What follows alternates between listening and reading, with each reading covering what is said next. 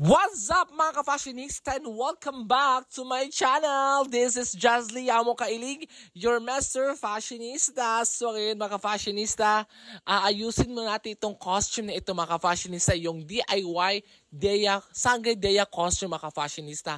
Kasi meron kasing mag-rent nitong costume na ito from Iligan City. So medyo malayo siya mga ka-fashionista pero okay lang yan kasi meron kaming pinag-usapan na ganito, ganon, sa mga ganon, basta maka-fashionista.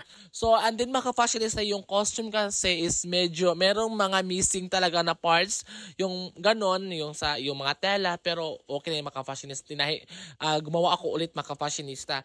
And yes, maka-fashionista, okay na po ang lahat, kaya atin na pong ilagay sa cellophane maka-fashionista, para pupunta na po tayo sa GNT. At ngayon mga ka-fashionista, nandito na po ako sa GNT mga ka-fashionista.